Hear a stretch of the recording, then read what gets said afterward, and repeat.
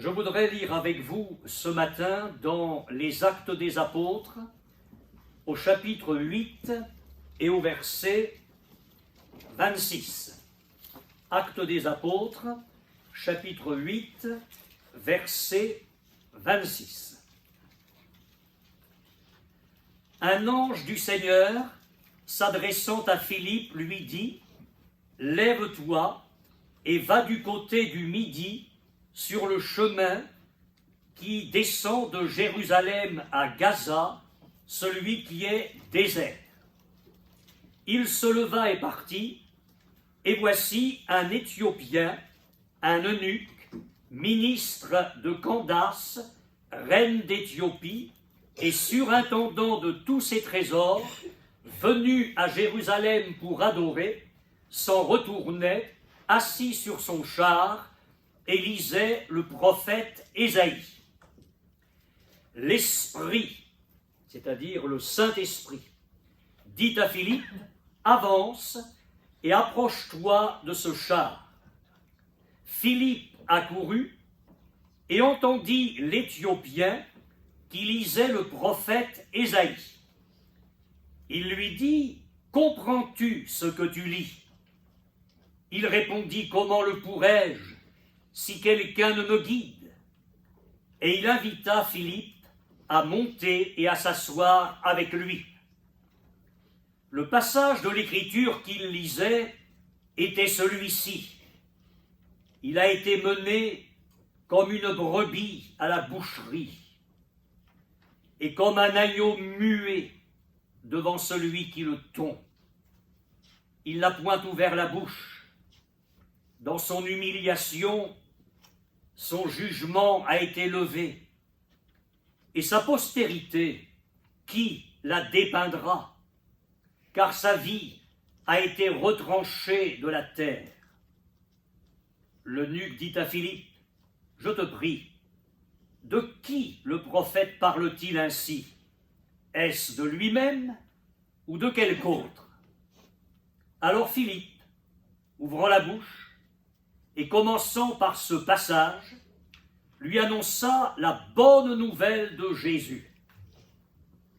Comme ils continuaient leur chemin, ils rencontrèrent de l'eau, et l'eunuque dit : « Voici de l'eau, qu'est-ce qui empêche que je sois baptisé ?»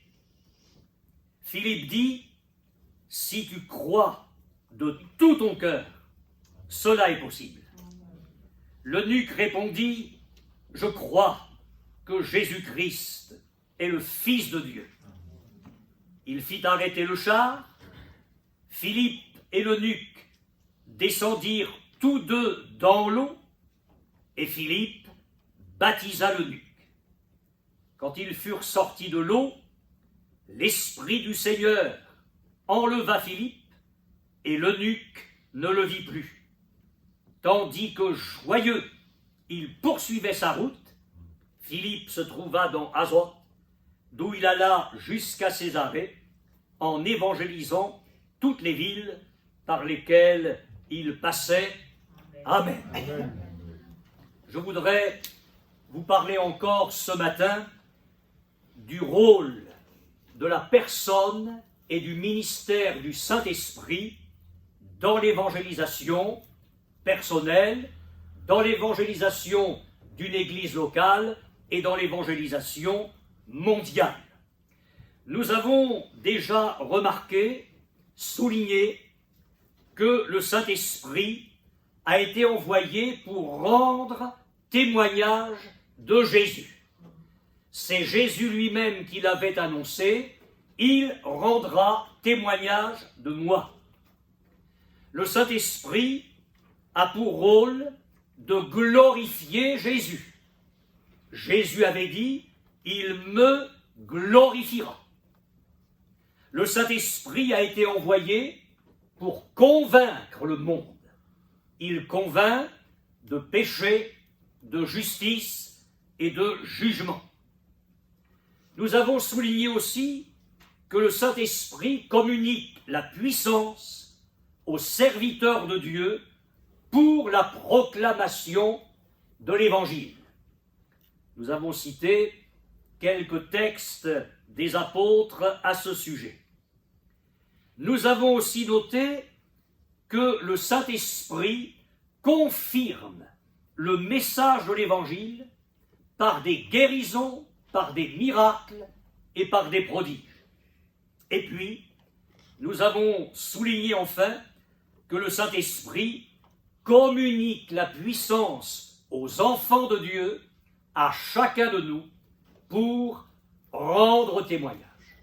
Juste avant l'Ascension, Jésus a dit, vous recevrez une puissance, le Saint-Esprit survenant sur vous, et vous serez mes témoins à Jérusalem, dans la Judée, dans la Samarie et jusqu'aux extrémités de la terre.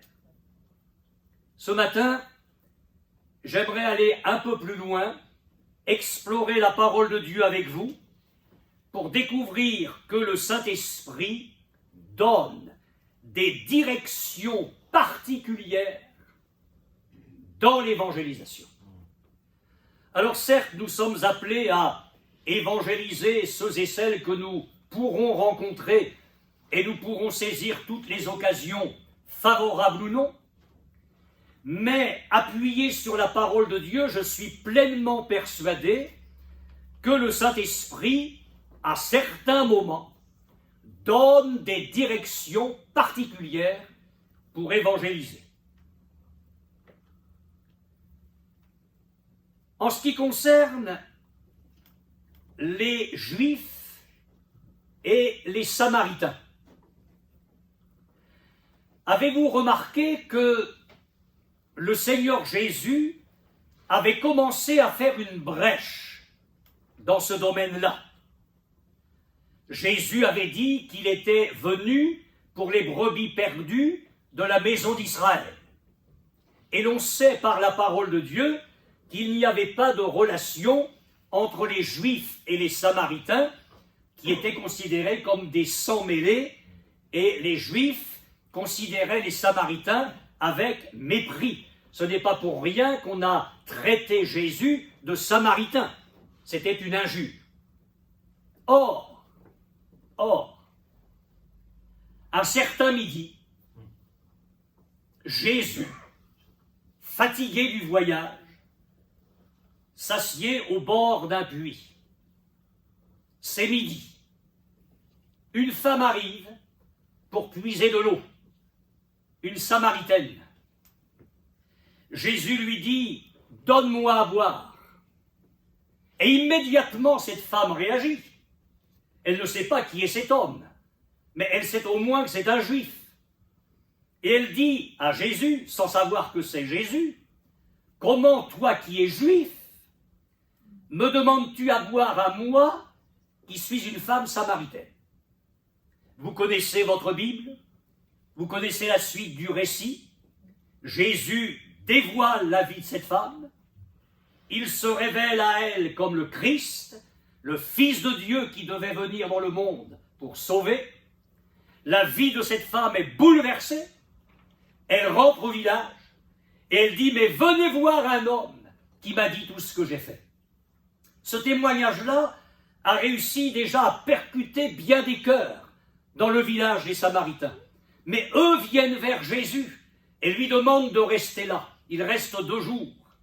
Et après ces 2 jours, ces Samaritains disent à la femme, mais ce n'est plus seulement à cause de ce que tu as dit que nous croyons, car nous l'avons entendu nous-mêmes et nous savons qu'il est le sauveur du monde. Donc ce jour-là, ou ces jours-là, Jésus a fait une brèche. Il est allé au-delà d'Israël pour ouvrir l'évangile aux Samaritains. Ce n'est qu'une brèche. Maintenant, j'arrive au livre des Actes. Il faisait bon vivre à Jérusalem, hein? Le Saint-Esprit était venu, les 120 environ étaient baptisés du Saint-Esprit, on avait prêché l'évangile, 3000 environ se sont convertis, ont été baptisés, et puis il y a eu des guérisons, des miracles, le miracle du boiteux de la belle porte du temple, et on a prêché encore l'évangile, et on est passé de 3000 à 5000. Bref, même s'il y avait des oppositions, même s'il y avait de la persécution, c'était quand même magnifique. Tellement magnifique qu'on en avait oublié la parole de Jésus. À Jérusalem, dans la Judée, dans la Samarie et jusqu'aux extrémités de la terre. Alors que va faire le Seigneur? Il va secouer le nid pour obliger les oisillons à partir. Et le Seigneur permet une vive persécution à Jérusalem.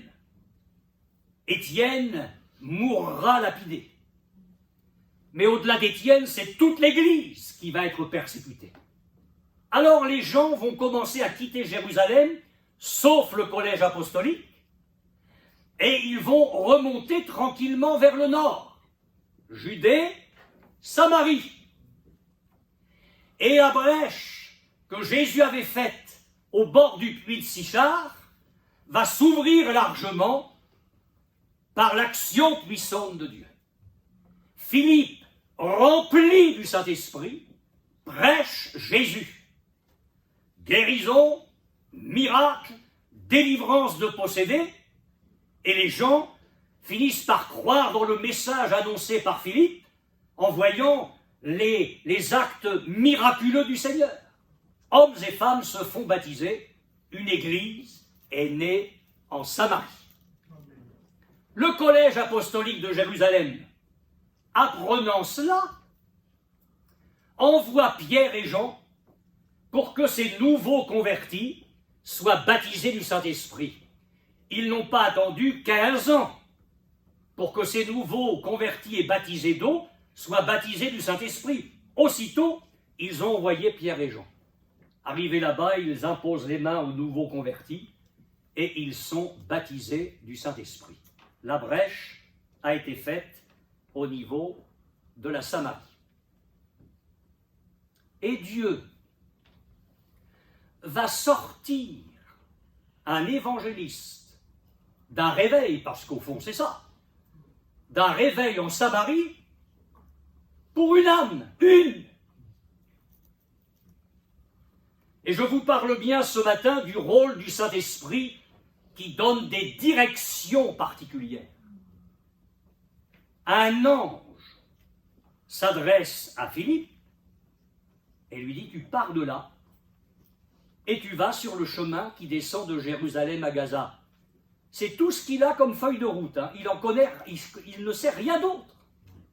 Il faut vraiment être dans la dépendance de Dieu, j'allais dire dans la folie de Dieu, pour obéir comme ça. Il ne sait rien. Il ne sait même pas pourquoi il va sur le chemin qui descend de Jérusalem à Gaza. Dieu lui a dit d'y aller, c'est tout. Alors il y va. Il voit un char arriver. Et là intervient le Saint-Esprit. Le Saint-Esprit dit à Philippe, avance et approche-toi de ce char. Et vous allez voir dans ce texte l'unité du monde angélique, le bon monde angélique, dépendant de Dieu. Philippe est allé sur le chemin sous l'injonction d'un ange. Maintenant, il s'approche du char sous l'action et la direction du Saint-Esprit. Le reste va se faire avec la parole de Dieu. Tout se tient avec le Seigneur. Amen. Le monde céleste, l'Esprit de Dieu, la parole de Dieu. Il n'y a aucune contradiction dans tout cela. Il y a une complémentarité magnifique. Alors c'est un Éthiopien. Qu'est-ce que le Saint-Esprit est en train de faire là? Une brèche pour les païens. Parce que l'évangile n'est pas seulement pour Israël. L'évangile est pour le monde entier. Amen. Jésus avait dit jusqu'aux extrémités de la terre. Je vais revenir à cela. Mais durant son ministère terrestre, Jésus avait fait quelques brèches au niveau des païens. Je pense aux centeniers romains. Seigneur, mon serviteur est couché à la maison, atteint de paralysie, souffrant beaucoup. Ben, j'irai, je viens, je lui guéris. Non. Je ne suis pas digne que tu entres sous mon toit. Un mot de toi suffit et mon serviteur est guéri. Et nous savons le raisonnement qu'il tient, magnifique.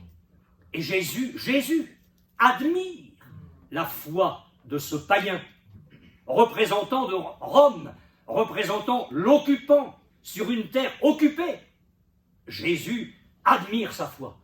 Il a dit même en Israël, je n'ai pas trouvé une aussi grande foi. Et puis, le serviteur est guéri. Une brèche parmi les païens. La syrophénicienne, la maman dont la fille était possédée d'un démon. La Syrophénicie, c'était pas particulièrement l'évangile. Hein.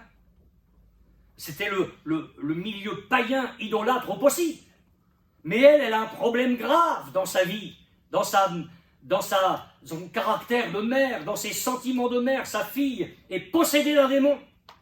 Et apprenant que Jésus se trouve dans une maison, elle s'approche et elle dit à Jésus, écoute, ma fille est cruellement tourmentée par le démon. Et là, la syrophénicienne, elle va être mise à l'école de Jésus. Je n'étais envoyé qu'aux brebis perdues de la maison d'Israël. Et elle continue à prier. Elle crie derrière le Seigneur. Et les disciples disent, allez, renvoie-la parce qu'elle nous casse les oreilles. Et Jésus dit même une parole humiliante. Hein. Il n'est pas bien de prendre le pain, l'évangile, qui est destiné aux enfants d'Israël, pour le jeter aux petits chiens, les juifs, les païens. Toi, tu es un petit chien. C'était pas un accueil formidable, hein.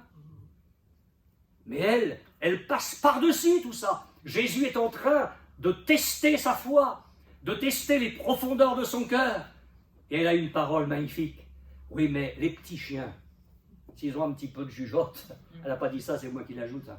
Les petits chiens sous la table, ils mangent les miettes qui tombent de la table. Vous savez, une miette d'évangile, ça peut bouleverser un foyer tout entier. Alors Jésus, là encore, admire la foi de cette femme. Quand elle rentre, la fille est délivrée de son démon. Ça s'est fait à distance.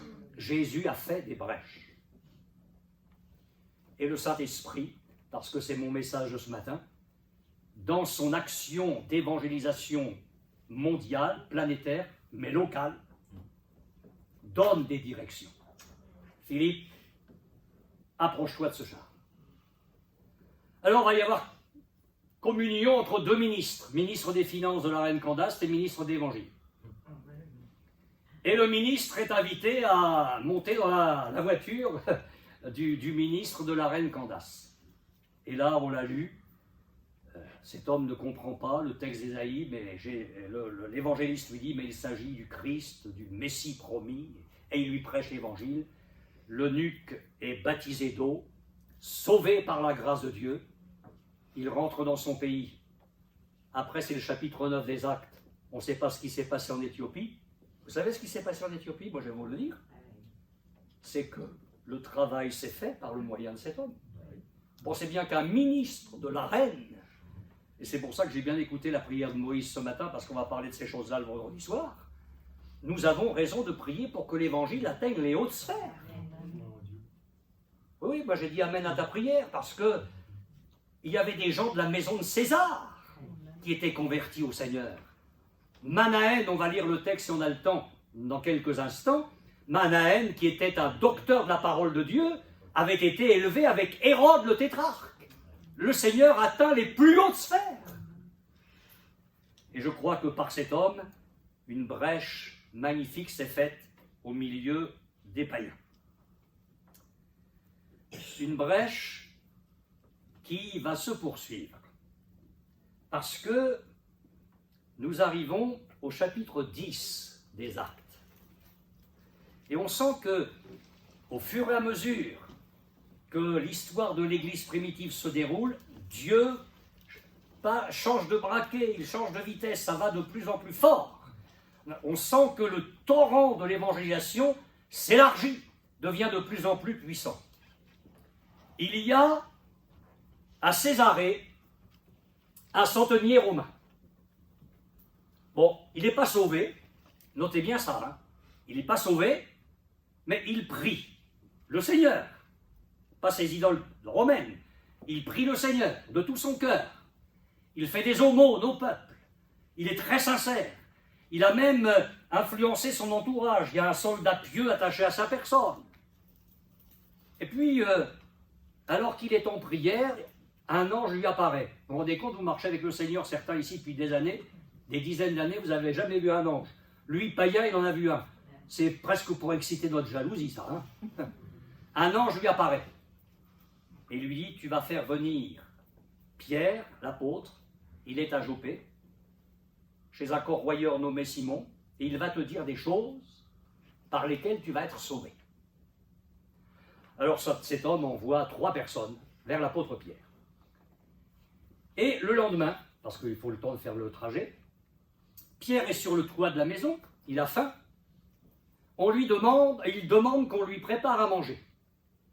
Et tandis qu'il est en train de prier, il a une vision. Une nappe attachée par les 4 coins descend du ciel. Pierre est juif. Hein. Et sur la nappe, tous les animaux impurs, les oiseaux du ciel, les quadrupèdes, les reptiles, et une voix qui ne vient pas de l'enfer, mais du ciel. Lève-toi, Pierre, tue et mange. Mais Seigneur, c'est pas possible. Moi, je suis juif, je suis attaché quand même aux observations de certaines règles indispensables. Moi, j'ai jamais rien mangé d'impur.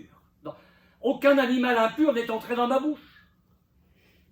Et le Seigneur lui dit, ce que Dieu a déclaré pur, ne le regarde pas comme souillé. Et 3 fois, Dieu a dû faire la chose, pour que ça rentre bien dans l'esprit de Pierre. Alors Pierre est à réfléchir sur le sens de la vision, bien sûr. Et les 3 envoyés par Corneille arrivent à la porte. Et l'Esprit de Dieu, qui donne des directives dans l'évangélisation, dit à l'apôtre, il y a 3 hommes qui te demandent, tu descends et tu pars avec eux. Pierre y va, on sait qu'il y va quand même à reculons, si vous écoutiez bien le texte, on sent que Pierre y va, mais il y va. Et quelle réunion de Pentecôte! Pierre prêche Jésus, les gens s'ouvrent au Seigneur, ils se convertissent quasi immédiatement au fur et à mesure qu'ils entendent la parole de Dieu. L'Esprit descend sur eux et l'Esprit de Dieu les baptise de puissance, ils parlent en langue et prophétisent. Alors Pierre dit, mais on ne peut pas refuser l'eau du baptême à ceux qui ont reçu le Saint-Esprit aussi bien que nous, et ils sont baptisés d'eau. Ouais, mais il y a tous les frères là à Jérusalem qui sont encore dans leurs a priori, dans leur orgueil national juif, qui sont dans leurs préjugés, l'évangile, le Messie pour Israël. Alors quand Pierre arrive à Jérusalem, il y a...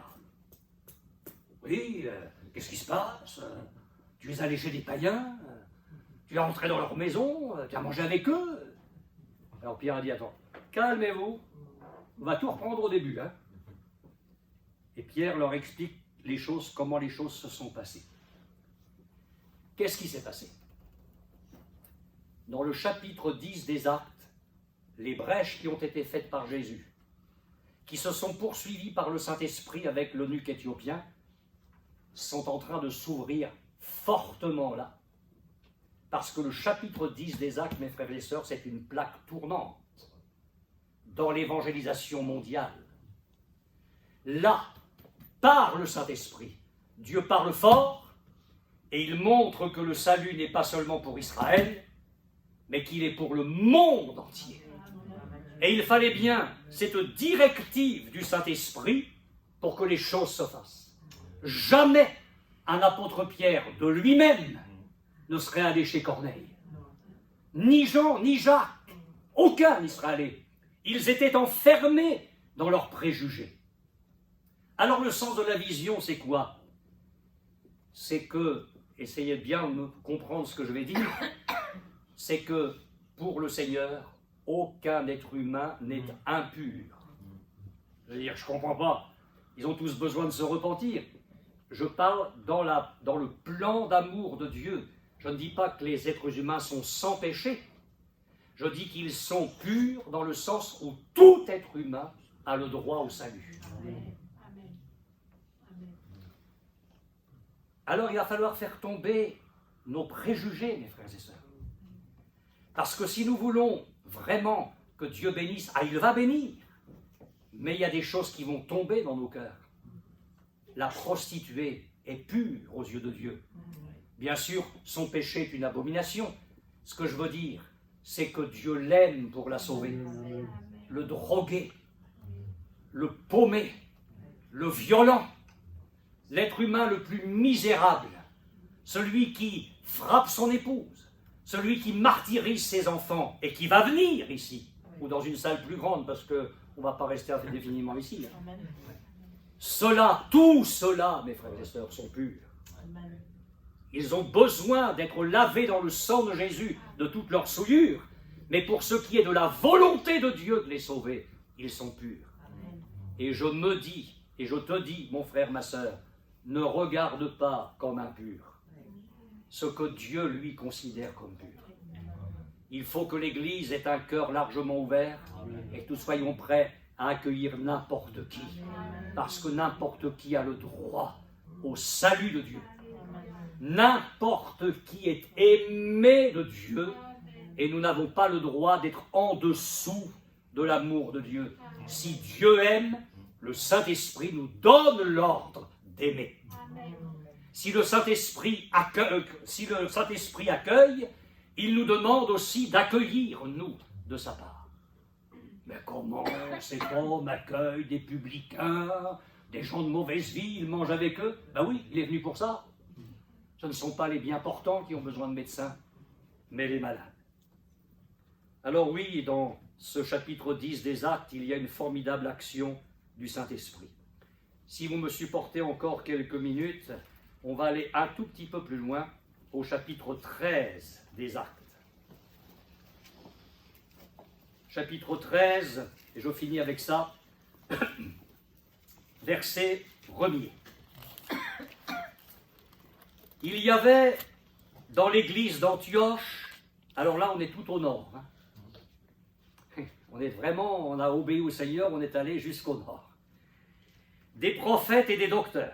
Alors ce n'est pas les médecins, ce sont les ministères pour enseigner la parole de Dieu. Barnabas, Siméon appelé Niger, Lucius de Cyrène, le voilà, le Manaën, qui avait été élevé avec Hérode le tétrarque, et Saul. Pendant qu'ils servaient le Seigneur dans leur ministère et qu'ils jeûnaient. J'ouvre une parenthèse pour dire que la responsabilité du serviteur de Dieu, c'est la prière et l'annonce de la parole de Dieu. Et vous remarquez que les choses sont rappelées ici. Ils servaient le Seigneur dans leur ministère et ils jeûnaient.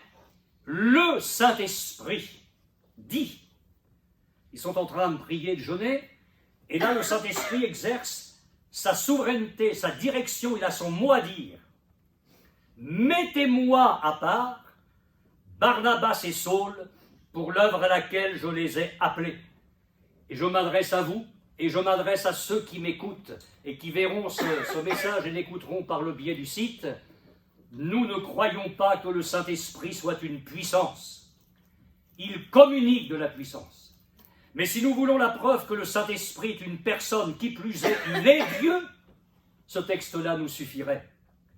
Le Saint-Esprit parle, c'est une personne, il a une volonté, il a des plans, il dit « Mettez-moi à part Barnabas et Saul pour l'œuvre à laquelle je les ai appelés. » Le Saint-Esprit est une personne, il est Dieu, et il dirige l'Église dans des grands moments d'évangélisation. Alors, après avoir jeûné et prié, ils leur imposèrent les mains et les laissèrent partir. Et vous savez quoi? Le Saint-Esprit est en train d'élargir la vision.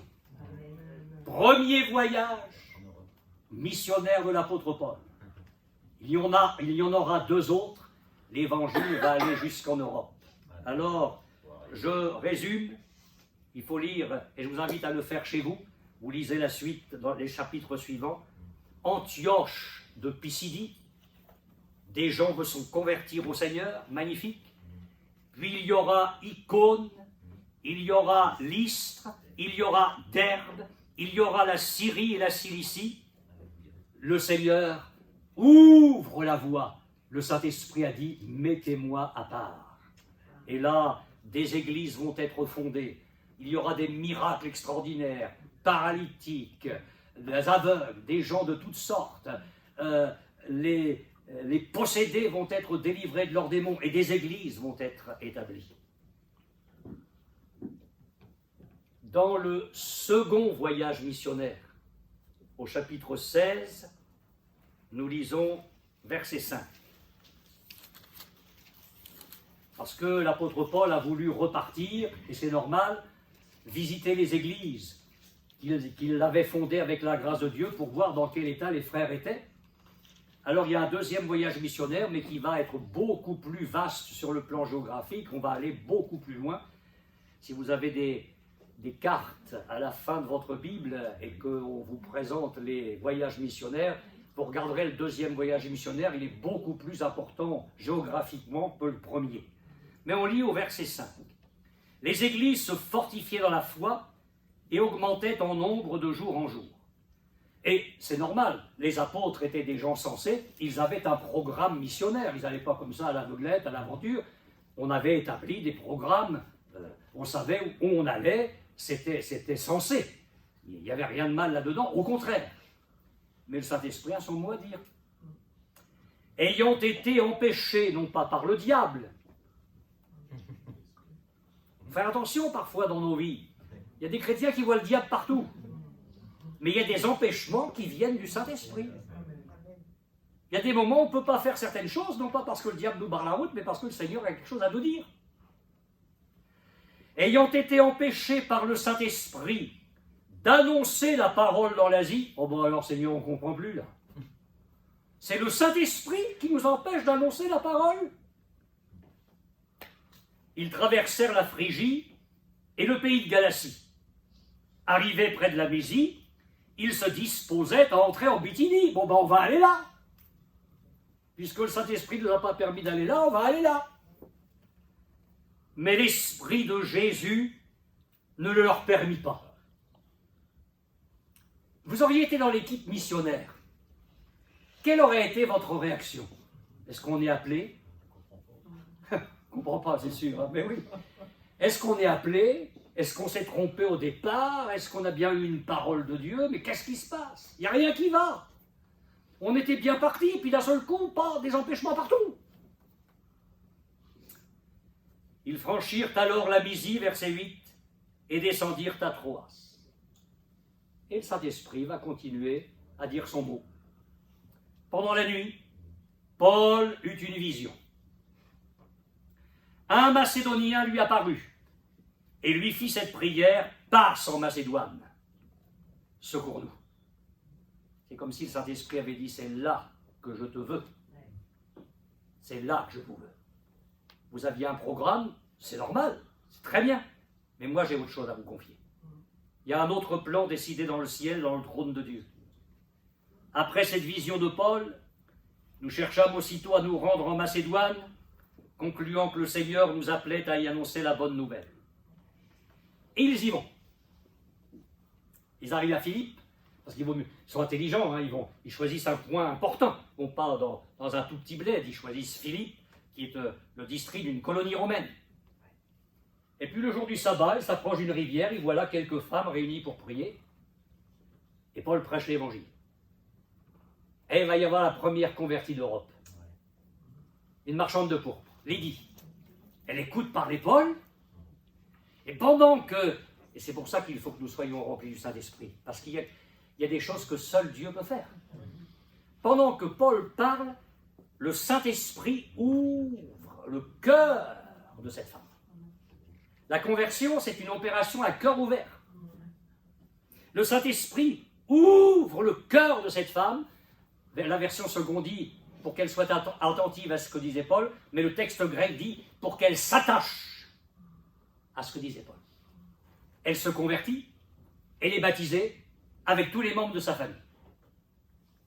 Plus tard, Paul délivre une femme d'un démon qui lui permettait de deviner les gains financiers des maîtres de la servante disparaissent, ils agitent la foule, et Paul et Silas sont jetés en prison. Les cèpes aux pieds, enfin, bon.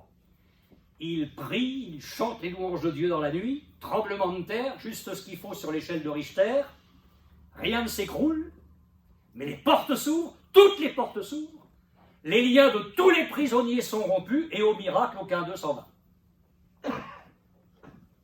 Paul dit, nous sommes tous ici. Alors ça, il n'y a que Dieu pour faire ça. Ouvrir les portes de la prison et ne permettre qu'aucun s'en aille, ça c'est divin, ça. Ça c'est divin. Le geôlier arrive, tombe à genoux devant l'apôtre Paul. Que faut-il que je fasse, messieurs, pour être sauvé? Crois au Seigneur Jésus, et tu seras sauvé. Et il lui annonce la parole de Dieu en plein milieu de la nuit. Le geôlier se convertit, il est baptisé, sa famille se convertit, elle est baptisée, on sert à manger, le geôlier soigne les plaies de l'apôtre Paul, qui s'en va évangéliser d'autres villes. Pour Lydie, pour une petite servante et puis le geôlier. Mais c'est que nous n'aurions pas bien lu notre Bible. Voudriez-vous lire avec moi, c'est le dernier texte et j'ai fini. Philippiens, donc l'église qui était à Philippe. Philippiens chapitre 1er, verset 1er.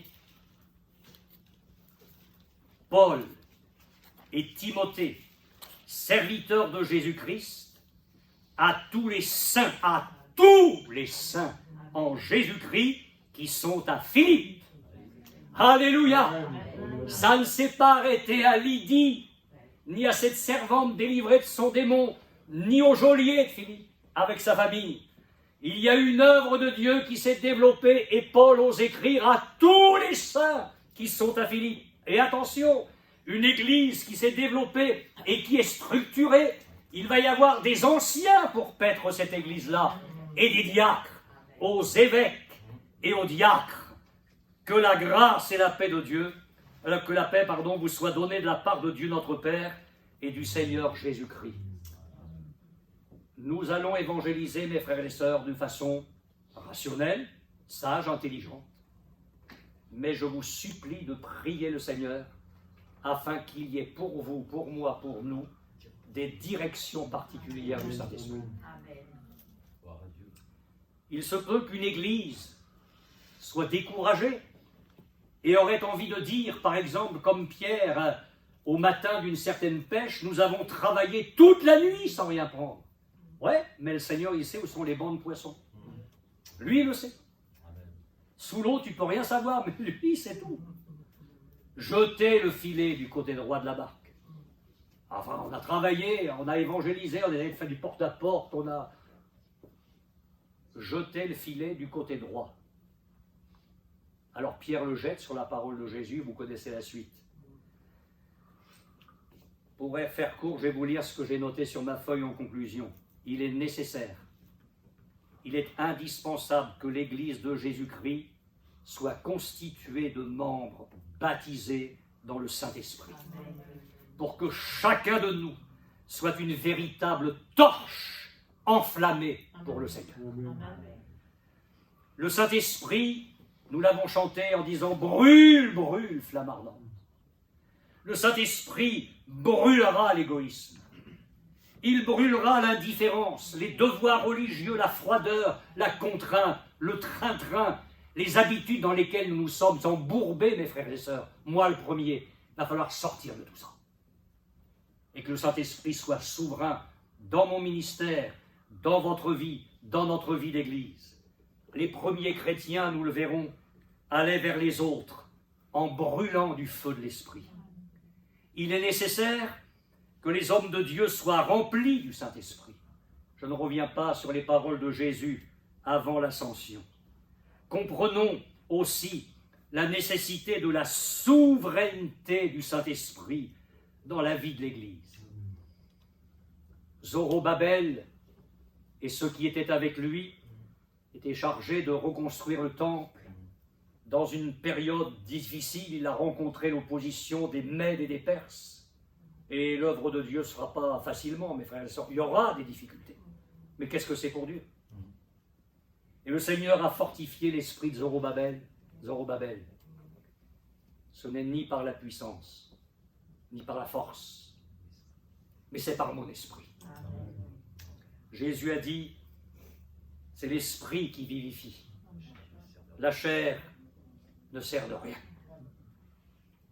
Laissons tous les programmes d'évangélisation, j'ose dire comme ça, qui émanent de la chair, et revenons à la puissance de l'esprit, aux méthodes de l'esprit, aux directions de l'esprit, à la souveraineté du Saint-Esprit. Combattons, bannissons dans nos vies tout ce qui peut attrister le Saint-Esprit, l'empêcher d'agir, ou pire encore, l'éloigner. J'aime beaucoup ce texte dans les Actes au chapitre 9, verset 31. L'Église s'accroissait par l'assistance du Saint-Esprit. Et c'est ce que nous allons vivre ensemble. Que le Seigneur nous bénisse tous. Amen.